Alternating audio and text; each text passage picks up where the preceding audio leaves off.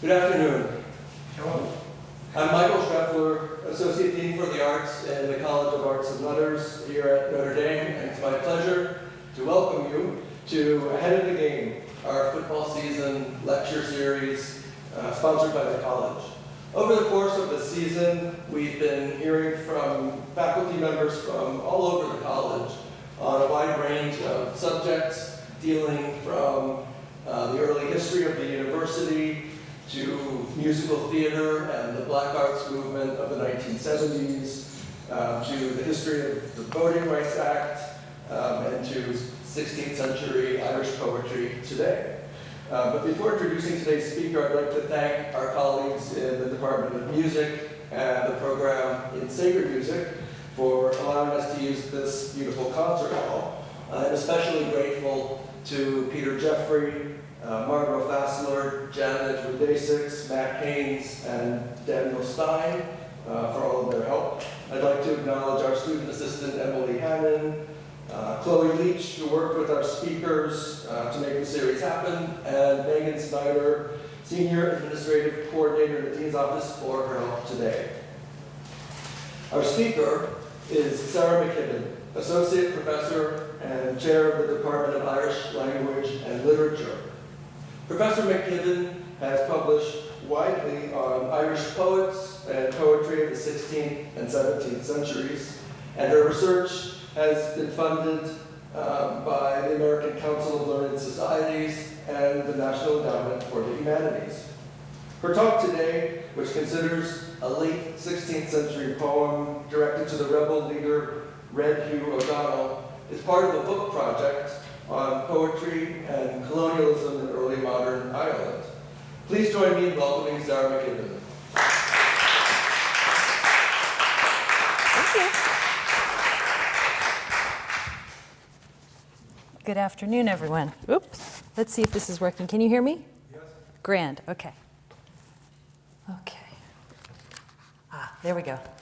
Now you can probably hear me more. All right.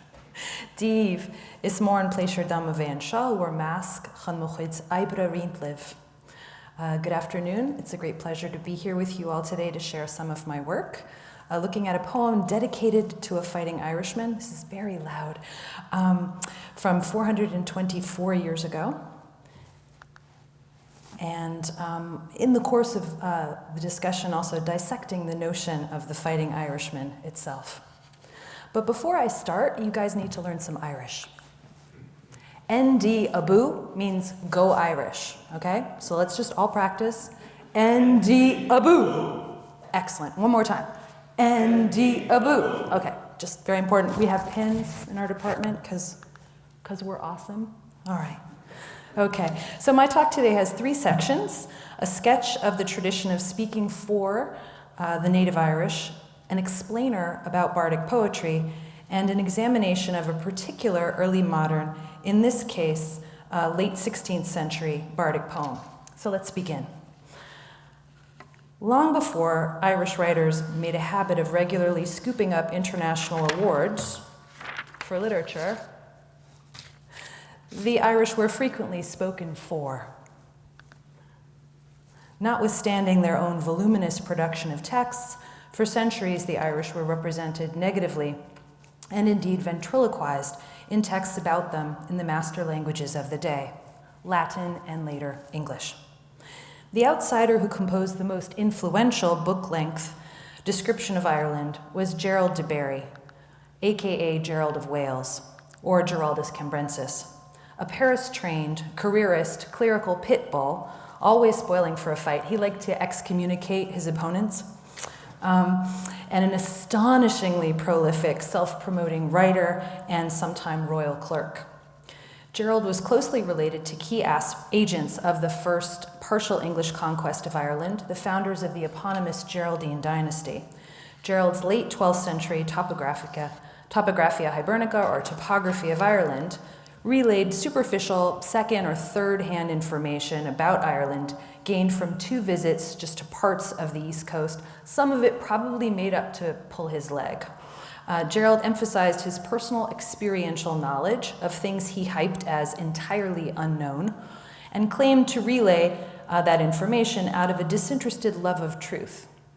Yet Gerald selected and marshaled his materials to portray a highly charged vision of Ireland, tailored to suit the entrepreneurial interests of both his conquistador relatives and Henry II. He thereby consolidated a highly partisan vision of Ireland as a barbarous place, fallen from its former standing as the land of saints and scholars. That is, those who made this. You know, those barbarians who made this in the 8th century, those people. Instead, Gerald claimed the Irish had reverted to savagery, justifying an ongoing English civilizing mission.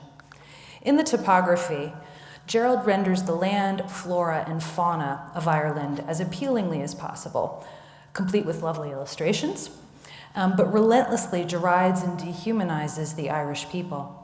Gerald marshals their supposed words and stories to demonstrate their unbridled rage, vengefulness, and sexual perversion. The men of this country are more prone to anger and revenge than any other race, etc. To these characteristics are added deceitfulness, impiety, laziness, ignorance, and treachery. So complete is their failure of cultivation, including the supposed failure to till the land, that Gerald declares that they cannot be said to have any culture at all. All this evidence is not just otherness, but evil, axe-wielding savagery that cries out for conquest to bestow civility on people and to take their allegedly unused land. This is my favorite quotation from Gerald. Like they walk around holding an axe, ready to just kill people all the time. You know. So I can never teach this without falling on the floor laughing, but there we are. So to be clear, Gerald's rhetorical moves were already old when he was writing in the late 12th century, when Greeks talked about babbling barbarians or Caesar wrote about Gaul. By the time Gerald wrote, these were well-established intellectual constructs transmitted in the schools to political ends.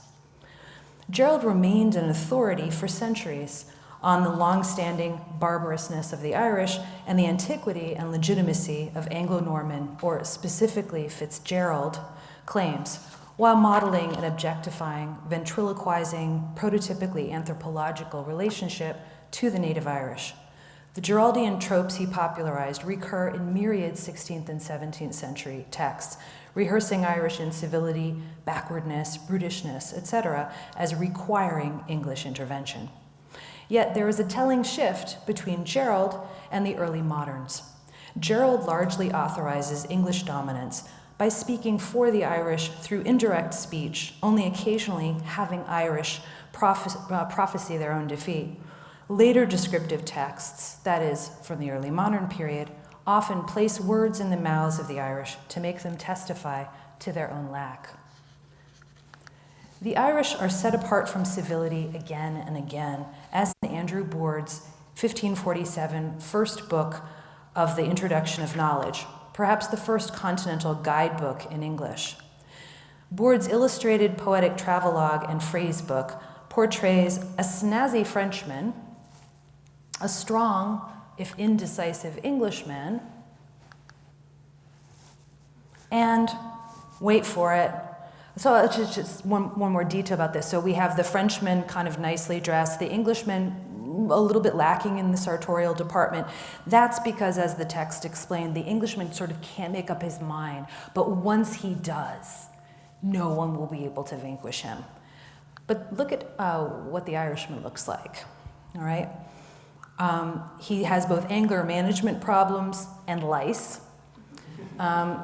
He's stupidly self-injuring. He declares his Geraldian rage and pathetic poverty. My anger and my hastiness doth hurt me full sore. Although I be poor, I have an angry heart. And moreover, I do live in poverty in mine own country. So what's wrong with that? Clearly everything. Some 30 years later, self-condemnatory Geraldian tropes recur in John Derrick's 1581 Image of Ireland, with appended woodblock prints and verse called The Discovery of Woodkern, a colonial justification of Henry Sidney, Lord Deputy of Ireland, showing the wild Irish woodkern and their proneness to rebellion, qualities which evidently justify any corrective violence, as illustrated in the text. Derek focuses on deceased insurgent Rory Og O'More, demoting him from dispossessed hereditary lord of Laois, south of Dublin, fighting for his lands, to, in Vincent Carey's words, savage woodkern or rootless mercenary, addicted by nature to rebellion and destruction, diabolical and unreformable in a Renaissance construction of savagery, now freshly infused with anti-Catholic sectarianism. O'More is made to lament his doomed treason from beyond the grave, declaring ve mihi misero, woe to miserable me, and ve atque dolor, woe and sorrow, in those speech bubbles that I kind of blew up for you. In the woodcut, and also in the body of the text proper, he foretells his own defeat, as found in Gerald, where ancient prophecies are said to anticipate English conquest. In the main text, Derek's O'More does not denounce English colonial theft and indiscriminate violence, as he in fact did in real life. Instead, he is shown confessing his folly to the whole world, naming and shaming himself, and functioning and illustrating himself to be a rebel false who says, my heart is bent to every kind of ill, and so forth. So the ventriloquism and the humiliating woodcut image that accompanied it would circulate long afterwards to confirm notions of Irish incivility, inhumanity, and recalcitrance, as well as the extrajudicial actions they were said to incite and deserve. Yet though we are talking about the 16th century, this dynamic is not firmly past. Modern historiography and literary criticism continues to erase Native Irish voices and to center English perspectives by default, except where scholars and students actually study the native language, as we do here at Notre Dame in the only dedicated department of Irish language and literature in North America. Woo-woo! Without this expertise, I wrote that down in my text. It says, woo, well, so without this expertise, we find Anglophone critics, in Patricia Palmer's words, giving voice to colonial Ireland through a ventriloquism that never engages with any text composed in Irish, rather like the previous material that we've been looking at. So critics repeatedly turn to colonial settler poet Edmund Spenser's view of the present state of Ireland, composed around 1598, a text that ultimately calls for the Irish to be extirpated by the sword, since they are brutish, treacherous, deceitful, and praising what is evil, and insolent, that is, not knowing their place, to borrow critic Caretha Mitchell's term from her work on the contemporary dynamics of racism. Making Spenser a hostile witness, their source, such critics content themselves with examining Spenser's version of a bardic poem instead of an actual bardic text. As Palmer notes, critics also treat Derek's colonial ventriloquism of Rory Og O'More as a dialogic impulse in the text, making him a speaking subject, as if a political smear of a murdered man, a corpse made to justify his own execution, can be said to give his side. For their part, critics working in Irish have at times effectively colluded in the sense that Irish language texts were missable by treating them not as sophisticated and complex literary texts, but merely as sources of historical, linguistic, or philological data, as well as by dismissing them as archaic, backward-looking, oblivious to change, or unable to adapt to it, all without paying close literary critical attention to the craft or craftiness of the works themselves. And I anticipated my slide, but I like it so much with the groovy picture that I'm going to leave it up. Such claims recur across cultures riven by structural inequality and the need to justify it, of course. But behind these claims lie facile assumptions about the limitations of tradition as such, a belief that the poet is in effect, the bardic poet that is in effect entirely ventriloquized by the past, and thus himself fittingly spoken for by others. So let's remedy that by turning to those occluded voices. After I give some background on the nature of bardic poetry, which is part 2 of this paper, I will take up a late 16th century poem, roughly contemporaneous with Edmund Spenser and his misrepresentations of the mid-1590s. The bardic poem I've chosen Shown here from an 18th century manuscript held by the National Library of Ireland, is particularly suitable for our purposes in reversing the historical weight of representation by performing its own act of ventriloquization, by which the poet serves his own distinct ends. So, let me tell you about bardic poetry. Bardic poetry, the larger genre of which Cuchonnacht O'Donnell's poem is an example, offers plentiful materials for examination. The extant corpus consists of about 2,000 poems, more than half of which date from the early modern period. This archive offers one of the few substantial sources addressing contemporaneous events from the native Irish point of view. Bardic poetry was composed by rigorously trained, hereditary, overwhelmingly male literati for about 450 years. It comprises highly formal, metrically complex, formulaic, professional verse of encomiastic or praise, religious, didactic, genealogical, or historical or narrative type. Praise poetry, the most extensive extant subgenre, acclaimed and advised elite patrons across Gaelic and Gaelicized Ireland and Scotland. Bardic poetry could also marshal the flip side of praise, satire. If a member of the Irish elite failed to maintain noble norms of comportment. In a society that understood honor to reside in one's good name, the prospect of public humiliation constituted a weaponizable threat. Bardic poetry was at once socially meaningful and instrumental. It was generally performed live by trained reciters at public or semi-public gatherings, such as feasts, being declaimed, chanted, or sung. And it might be a feast, it might be a wedding, or other kind of important event, an inauguration, and so on. Despite its ubiquity, for the total number of poems composed over the generations must have been vast. We're talking about hundreds of thousands of poems. Much bardic poetry only addressed its immediate audience, dying on the lips of the reciter. Only select works, very select works, particularly those composed in the most rigorous meters of Don Díreach, strict or straight verse, addressed to great families by master poets, were recorded in a manuscript dúnara, or poem book, chiefly as a type of currency and an object of beauty for lords who cared a great deal about appearances. Bardic poetry played an outsized role in native Irish society for as long as it did because it was an expensive prestige purchase with key socio-political functions. Within the competitive system of lordly succession, bardic poetry enacted an enduring, largely homosocial, mutually beneficial exchange. It maintained the social hierarchy by affirming authority won by force through artistic appeals to supposedly long-standing tradition. In the absence of primogeniture, or recorded contracts, or fixed land boundaries, or legal title, bardic poetry publicly legitimated a nobleman's authority, affirmed his right to leadership, and confirmed his inherited standing, thus enmeshing him in a web of reciprocal obligations. For this reason, the spread of English legal structures spelled the end of the bardic institution as originally constituted, though poets themselves were also targeted as inciters of rebellion and as dissident cultural critics. So there's quite a number of poets who are targeted by violence in our period.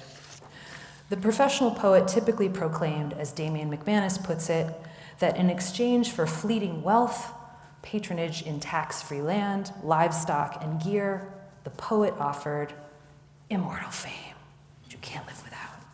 That is, his precisely fashioned words, fixed in strict verse and recorded in books which would long outlive poet and patron alike. And in fact, we do have some poems now where we know nothing about the patron at all, but the poem to him survives. The resulting compositions were highly conventionalized, formal poetry, what James Carney termed a fine, useful, homogenized product. In this, bardic poetry shares a functional transactional quality with most contemporaneous Western European literature, which does not and cannot prioritize authorial self-expression. It is aesthetically sophisticated, partisan political work, serving particular ends of patron and poet alike. For their part, poets, while fulfilling their obligations to their patrons, sought to gain ongoing patronage and protection. defend the bardic institution and patronal structure, and ideally win the highest professional poetic rank, that of Olaf Flaha, or chief's poet, the designated poet, friend, and advisor to a particular lord, though they were not monogamous by any means. A poet's or even chief poet's services were not tendered to one lord exclusively. Taking advantage of his right of free travel across borders, a poet would compose for others while serving as an ambassador for his lord, when seeking a new patron, or while making regular poetic circuits, carefully negotiating and nurturing his ongoing relationships to avoid giving offense. Far from being a supplicant or subordinate, the poet was a high-status professional serving those he deemed worthy of something precious and unique, for which he was paid handsomely. Bardic poetry was thus, for most of its existence, the confident expression of those in power, and was central to that power, the poet functioning as an instrument of legitimation and public relations, though potentially of barbed critique as well. Consequently, the work was extremely conservative in reiterating and reifying tradition as such, through phrasing and imagery intended to please and to affirm. As the paid propagandists of the existing order of things, poets were highly attuned to political nuance, avoiding what might give insult, suggest individual or collective dishonor, or even cause any awkwardness, should they turn to address a patron's rival in a subsequent work, since, as one critic put it, today's enemy might be tomorrow's friend. Unsurprisingly, polished monuments to the political status quo deployed a familiar store of concepts, images, phrases, and encomiastic epithets.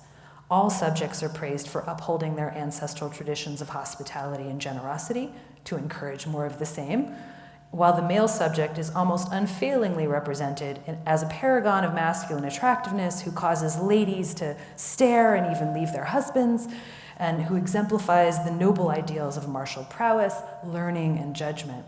All of this unfurls at considerable length, with 30 quatrains constituting only a medium-length poem. Since a full-blown panegyric can extend to 70, 80, or more stanzas. Just imagine. So plenty of time to drink and, relax and enjoy your feasting, because the poem is going to go on and on. So having given you this overview of the nature of bardic poetry, I will turn now to a particular bardic poem as the third and final part of my talk, and we'll be, as I mentioned later, galloping through it. So the 31 quatrain, Cunas do ugin she'ev, How Could I Leave Hugh, is composed in the most common professional meter of Zevi, heptasyllabic lines of paired rhymed couplets, with internal rhyme and alliteration mandatory. We know it from two 18th century manuscripts, which label it a poem upon the poet's departure for his native place. Edited by P.A. Brunach in 1989, the poem is one of 4 extant works composed by Cuchanach Dodali of the prominent West Munster poetic family. So, as Mark Cable has explained, our poet Cuchanach MacMuilachlin had ventured far afield to the north, so he was from here, that bit, and he ventured all the way up there to that bit. After the rebellion and deaths among their traditional patrons, the Desmonds, the poet's family had lost their lands to confiscation in the early 1580s. This typifies the sort of geographical mobility amongst the literati that was common enough previously, but which became more widespread. That is, this journeying, across these vast distances. Because as patron after patron lost their lands or riches, or went into exile, or died in the last third of the 16th century onwards, they left poets scrambling for new support. For his part, Cuchanacht was back home in Kerry in the early years of the 17th century, having paused to compose a poem to an O'Byrne in Leinster around 1600. And he successfully petitioned the Queen for a pardon in 1601, and he stayed in the region of West Kerry and East Kerry and West Limerick until his death in 1642, evidently finding patronage among the remaining regional elite and even running a bardic school. So on his trip north following the Desmond debacle, O'Daly secured patronage from, and perhaps even a formal position as Olive, or chief poet, to one of the great northern lords, young military phenom and insurgent Rua, Red Hugh O'Donnell, subject of a 1966 Disney film, whose signature we see here. It's very, very cool that we have that, so we know that he was literate. We can talk more about that at some point. At any rate, and this is the man for whom our poem was written. Red Hugh was born around 1572. He saw military action before he entered his teens.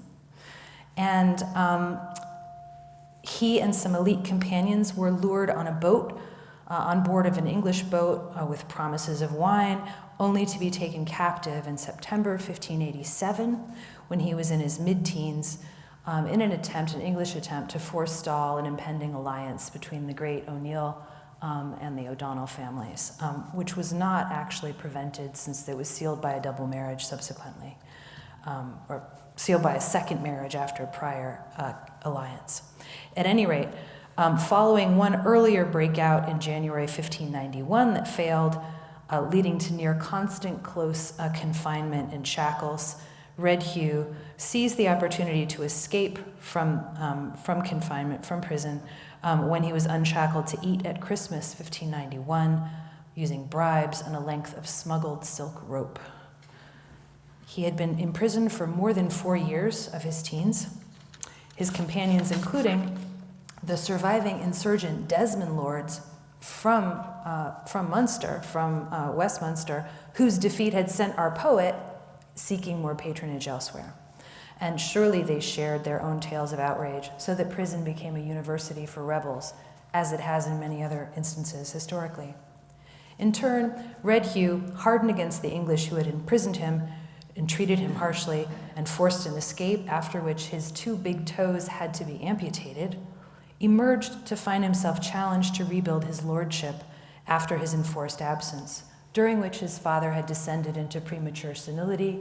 English captains had run rampant across the territory, and he had to reclaim power.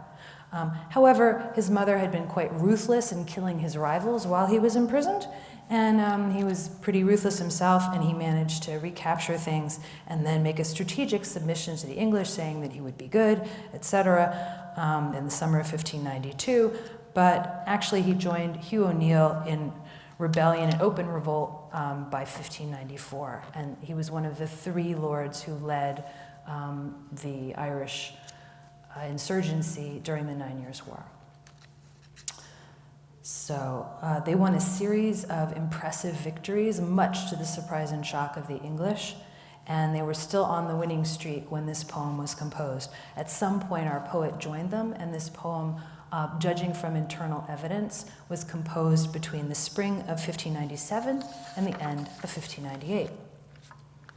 So there was, from the poet's point of view, much to praise in such a patron.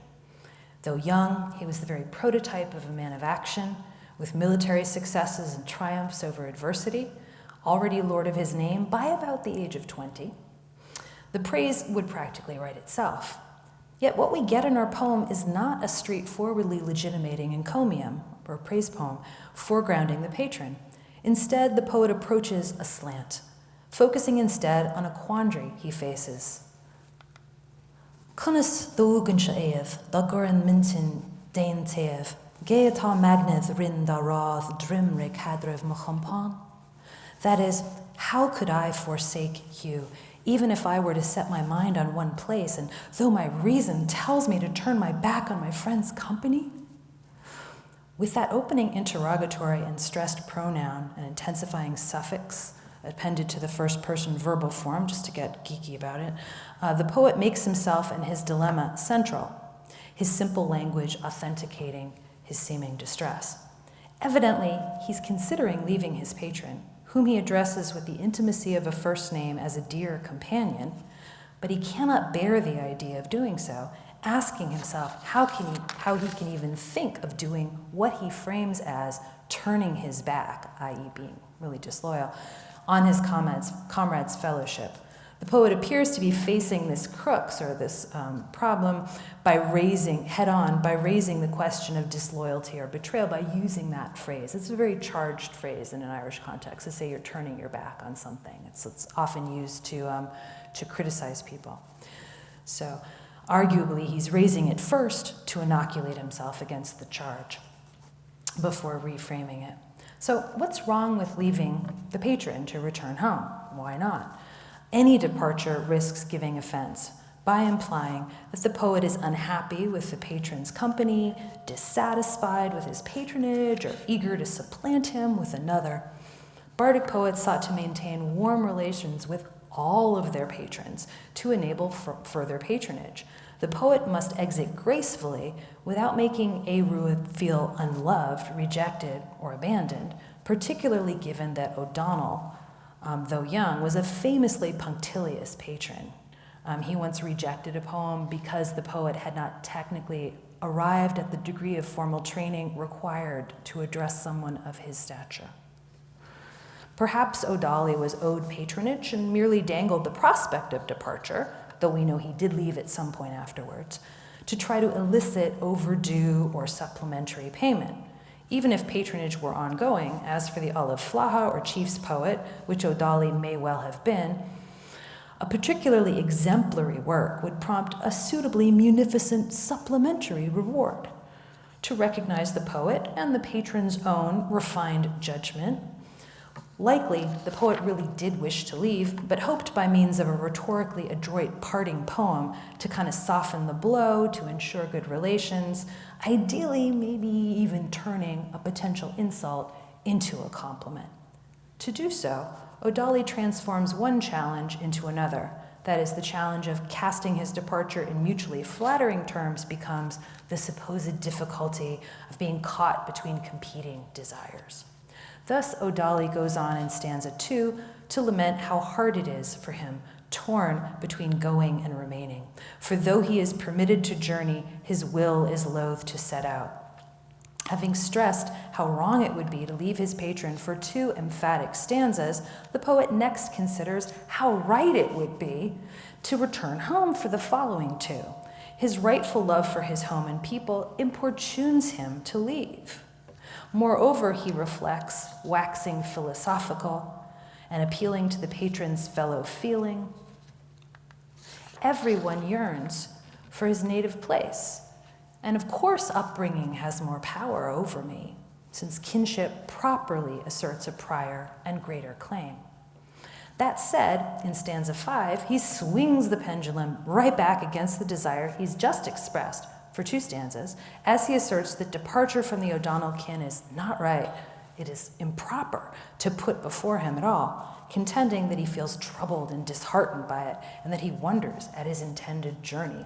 That is line 20. Having reiterated in stanza 6's first line that it's proper and more fitting to wait, O'Donnell switches again, saying he should prepare to go after all.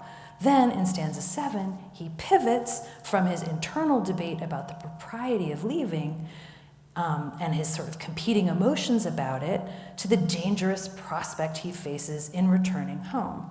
And now it's a no. Okay. If he does go back to his Tír Rúchais, native land or own country, he will face charges, that is, accusations of many reckless offenses. Whoop, there's my funny joke, and it's like popping up too soon. He'll face these charges by the English of many reckless offenses. So he continues in stanza 8 that he is reluctant to face these charges, once more becoming confused or disturbed, so still a no. Yet his great desire is really to set out. And so this is, should I stay or should I go? All right. So surely by this point, he had the audience laughing instead of frowning as they witnessed his comical dithering.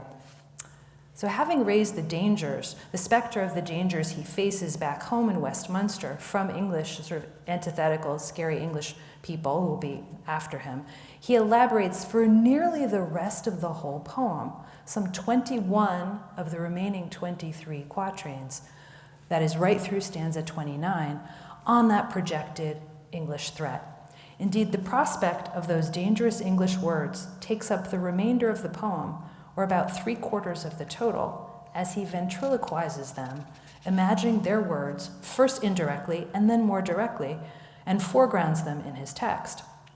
So all the words the poet could and usually did use of explanation and genealogy and compliment and appreciation, all the praise in his own voice, itself, of course, a construction, are replaced by words about and then seemingly by the English, so that these impinging words become a kind of trope themselves.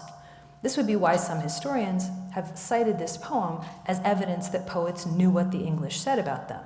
But it's a lot more than that. So across stanzas 9 to 16, the poet summons up an overwhelming flood of alarmingly condemnatory, presumably juridical reported speech. At line 33, the charges they will bring. At 37, what he will be told. At 41, the things they will say. At 43, things that he will be reported to have said. At 45, the speech they will make. At 47, the denial he would have to make. At 52, their reproaches. At 55, the danger of making things known. At 58, 59, their accusations. 61, what they will say. So all of this speech about speech, all of these words about words. I want to point up the sense of circulating discourse, of hearsay, of the accumulating socio-political force and density of public and often performative and dangerous English words by the century's end. By this point, here the poet makes his text mimic the dominance of a certain kind of English speech, accusation, charges, that is, juridical speech in particular. In fact, more specifically, he evokes the occasion of an actual legal inquisition where he would be brought before a jury to answer to all the charges he raises. And in fact, the poet peppers the poem with legal terms to add to the verisimilitude. The charges all relate to his companionship with O'Donnell, being in Ulster at all, among known insurgents, keeping bad company, is among the first charges the English will bring, something they will term a great crime. Worse, stanza 10, is the fact that O'Donnell, the scourge of Dublin, is his Éanchara, sole or single or special or unique friend. Indeed, stanzas 11 to 13, the very honor he has gained from O'Donnell draws scrutiny and indeed becomes an offense, such that the poet will have to deny it, as if it truly were a matter of reproach, though he says it is not that. So in stanza 14, so fearsome are the English, their evil disposition marking an inverse of the Geraldian language so long used about the Irish, that the poet, even if he were guiltless, would not say so. And he would be accused of still more, stanza 15, for, stanza 16, if he's a bardic poet, he's part of a whole group collectively condemned for exciting bitterness and enmity against the English. So before continuing my gallop through the poem, I want to pause to remark upon the verisimilitude here. Yes, poets were attacked for consorting with known rebels, prosecuted as supposedly masterless men, and charged for violating laws against the production of praise poetry, in addition to being caught up in the increasing violence meted out to the Irish by a seemingly malevolent English authority. They felt targeted for good reason, because they were. But the poet is using this all too familiar threat, not just recording it. So what's the effect of this rehearsal of charges? Certainly, it would seem to justify the poet's anxiety about returning to Munster, despite his desire to go home, as he says, though we know he did, in fact, depart at some point after composing this poem. And the reiteration of all these charges dramatizes their severity and his consequent alarm, which sort of seems to be part of the point of the poem. But this is, of course, not all that it does. The explosion of English words and charges, their usurpation of poetic space, paralleling their colonial incursion, the dramatization of their domination of discourse, simultaneously underscores the risks the poet has faced and faces in remaining true to O'Donnell, since their association both generates and is central to these initial charges. Remember, the poet is defending himself from the damning implication, which he raised himself, that he would willingly turn his back on his patron. So the idea that maybe he doesn't love O'Donnell enough, that he actually wants to leave or does so lightly, as well as the implication that he, like others of his profession, does not or will not risk anything. But the greater the litany of charges he faces, the clearer the message that he has risked and is risking a great deal because of that loyalty, and that he deserves favor for having chosen this patron despite the danger. Having repositioned himself in this fashion, the poet goes on in the next stanzas to more fully ventriloquize the English. Their speech now not reported, but fully voiced as they level their charges against bardic poets as a group. Notice that these charges are once more true to life.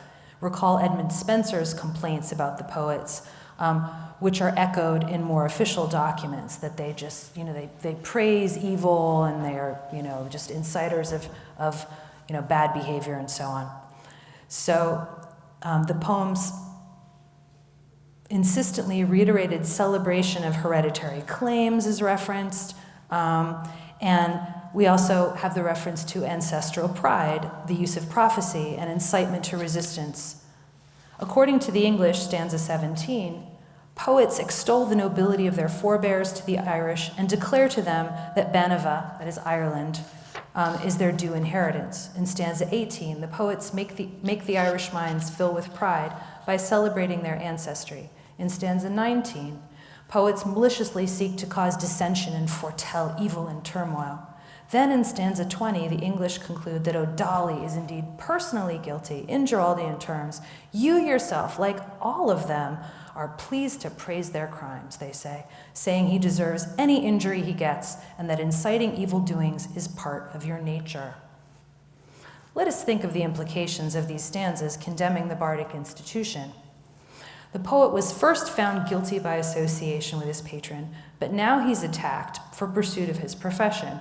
But those charges effectively point up the importance of poets in memorializing events, recording and perpetuating genealogies and ancestral claims, warning of dangers, celebrating nobility, inspiring patrons and followers in wartime, as well as in their canny knowledge of the enemy, which is clearly on display. Though the simulated frame is vituperative, it effectively rehearses the key duties of the poet, reminding the patron and the audience of poet's crucial function in the polity, emphasizing the ongoing relevance of a profession under attack, whose oppositional stance emerges from the central political role they play. And he does so using the enemy's words. So having shifted in stanza 20 to a second person ventriloquized address attacking the poet himself, stanzas 21 to 24 treat his individual crimes, describing how the poet incited O'Donnell, accompanied him on his campaigns, and in turn, in stanza 25, the English accuse the poet again of accompanying the great rebel and warn of the consequences. In stanza 26, he witnessed the burning of Athenry despite English protection, and then in stanzas 27 and 28, there is a further rhetorical twist as O'Donnell quotes the English, supposedly quoting him. So the poet is saying what the English are saying that he used to say.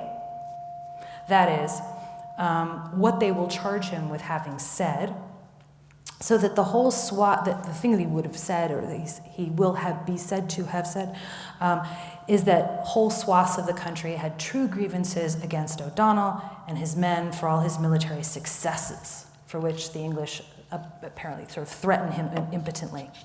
In this fashion, the English are made to take on the poet's own role, recording the events as in a typical bardic poem. Here, blame and praise coincide, since the description of martial details can be read as either an outrage or a triumph, depending on who's listening. Thus, the poet recruits the English to his ends, making them praise the very insurgent that they attack. Just so, when they earlier called O'Donnell the scourge of Dublin in stanza 10, their attack could function equally as praise, particularly to O'Donnell himself. I'm sure he was like, oh, they really hate me, So, no doubt, O'Donnell really liked the idea that he'd scared them and pissed them off. In these later stanzas, the poet dramatizes the patron's fearsomeness and performs the cahraim, or battle role, that was a central feature in an encomium to a martial lord. Thus, the poet's ventriloquization neatly makes the English fulfill his own poetic duty to his patron, to which they draw attention, and the poem's generic obligation, things that need to be in a proper poem. At the same time, the English are also made to record his own service to his lord, his dutiful attendance, his loyal production of poetry, and so on, reinforcing his position. Thus, while adroitly keeping within the conceit of antagonistic ventriloquized speech, the poet alchemist transforms dispraise into praise. The final stanzas revisit the poet's supposed alarm before the fearsome English, whom he imagines finally charging him. Your offenses are more numerous than all the charges brought. Like, you just overwhelm us with your badness. Reiterating the danger, the multiplication, the legitimate fear before them, but also suggesting the poet's sort of plenitude, encompassing and overcoming them, going above and beyond their paltry words, like being kind of uncapturable by them. Who then, he says in conclusion, would go into their jurisdiction to submit to their power? Stanza 30 recurs to the appeal of the patron himself, invokes his prophetic stature as a heralded savior, kind of fulfilling another part of the praise work, and the close is as modest as the preceding work is complex, and may well be intended to be a comically diminished kind of mock capitulation before the English the poet has just soundly parodied. O'Donnell claims it would be unwise to leave and reiterates his fears. In closing, let's step back to think about this performance. The Irish poet ventriloquizes the English in his poem, but instead of the sort of facile puppetry we saw in Boord and Derrick, he has them attack him. He seemingly condemns himself, and this, of course, is what the ventriloquism of the English was always doing, but here the poet repeats it so as to ironize it, masterfully mimicking the language. One wonders how the poem would have been performed. I mean, did they kind of put on a mock English accent and really play it for laughs? You can see them doing that. So, I mean, like the reciter just, I'm terrified, I'm just so terrified, acting out the roles. At the same time, the English are made to serve the poet's purposes, subordinated rhetorically and metrically to his will in an act of rhetorical dominance. It's a deft and satisfying commentary on English rhetoric, a tricky real-time riposte to the contemporaneous derision and malice of colonial discourse itself. To me, perhaps the most delightful thing is that the poet defends bardic practice by taking the attacks on it and turning them into the very substance of his poem. In so doing, he makes them the means by which he reinforces his own standing and reinscribes patronly bonds, the very things the English sought to destroy. The confidence of his traditional performance, and indeed the resilience and suppleness of the tradition itself, are impressive, even in the teeth of persecution. For in a war of words, bardic poets felt confident they could win, and certainly in this poem, they did. Thank you. And diaboo.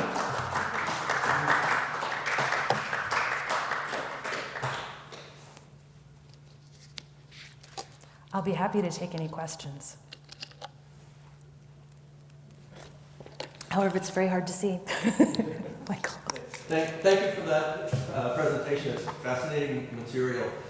I didn't know anything about the bardic poetry tradition that you talked about, and I was wondering, as you told us about it, what kinds of sources are there that let you know about how it was recited, or like on what kind of occasions it might have been recited?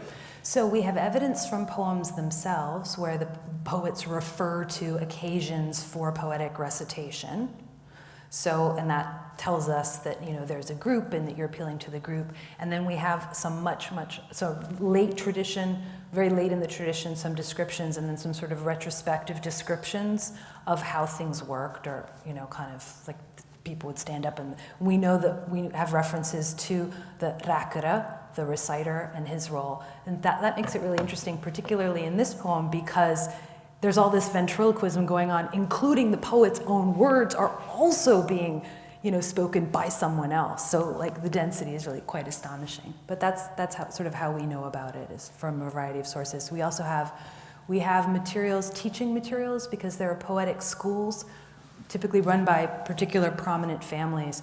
And so, we have a sense of sort of norms and rules from those as well. Any other questions? Would you like to be released into the day? Yes? The bardic tradition, it still exists? We don't, this particular kind of poetry is no longer produced in from the 17th century. The tradition shifts and transforms into a more demotic or popular form of poetry called alron, or song poetry, and they're assonantal meters instead of syllabic meters, and it's thought of as much more musical, and it's often, and we have recorded information about particular tunes to which poems would be set. We know that there were other kinds of poetry being performed at the same time as bardic poetry, but they didn't have the same status, and they typically weren't written down. So in fact, what looks like it emerges in the 17th century has actually been going on for many generations, but just wasn't considered worthy of recording. But the structure of patronage and bardic schools and all of this business really radically transforms in the 17th century, because if you don't have patrons and there's this massive dispossession of the Irish elite, if you don't have patrons to support you and you don't have the same overriding need for legitimation created by the structure of society, then everything has to change. So there's that. All right. Thank you so much, everyone. And Ndiabu.